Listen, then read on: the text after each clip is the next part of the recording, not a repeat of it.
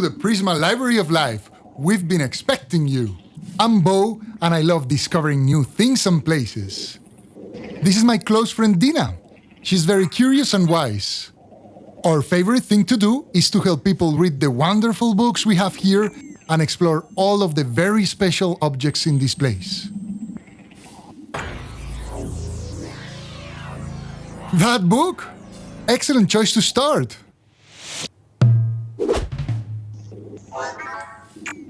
Yes, let's dive in and learn more.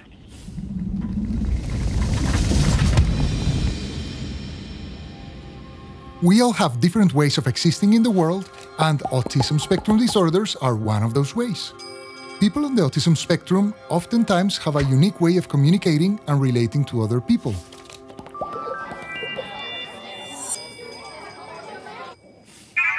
You're right, DiNA, just like we do. They can also be more sensitive to sounds, lights, smells, or textures. And they may do some things over and over again and can have very intense interest.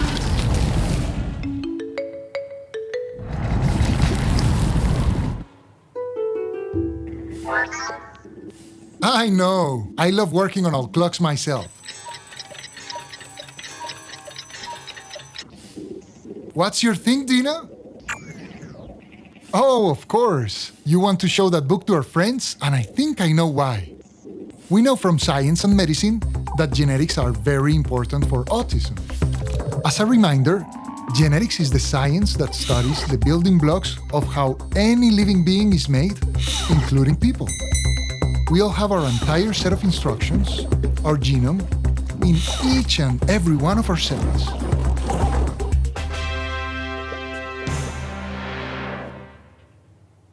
I like to think of them as an encyclopedia in a library like this one. Our genetic encyclopedia has 23 pairs of books, which we call chromosomes, and we get one book in each pair from our biological mom and one from our biological dad. With such a big encyclopedia, doctors have discovered hundreds of different genetic changes that can lead to autism.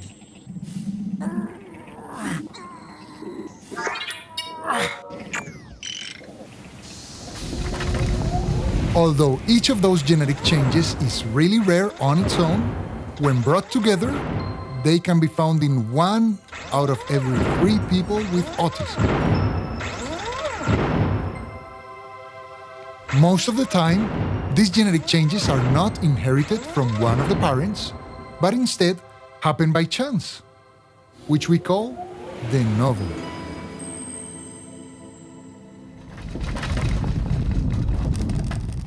Although autism cannot be diagnosed with a genetic test, it is very important to look at the genome of people on the autism spectrum after a diagnosis is made, as finding a genetic change can help people understand better the reason for autism in their case and give doctors important information to help when needed. Now that we learned about genetics and genetic changes, how do we look at our genetic library? With genetic testing.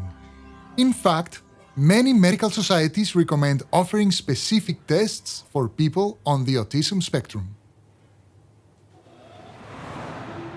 One of them is called chromosomal microarray. This test looks for any missing or extra pieces of DNA throughout the entire genome and tells us what specific part of the encyclopedia is involved. Because it looks at every single book, it can uncover big and small changes alike and tell us whether a genetic change is likely causing clinical symptoms or not.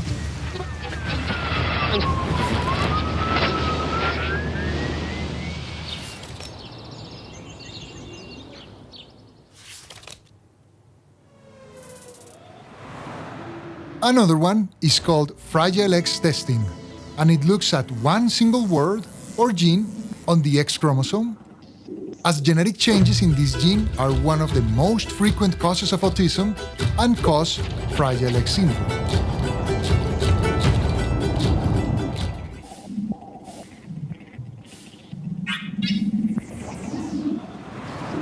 Lastly, we have exome and genome sequencing.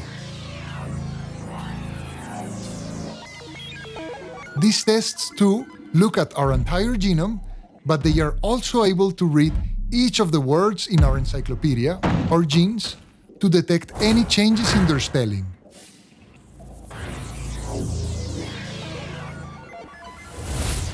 Some of these changes don't lead to clinical symptoms, while others change the function of our genes.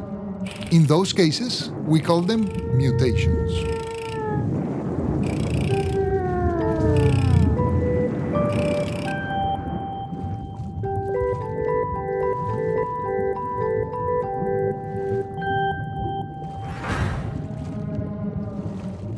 Now that we know more about all of these tests, it is important to remember that the decision about testing is entirely up to families, just as any other medical test.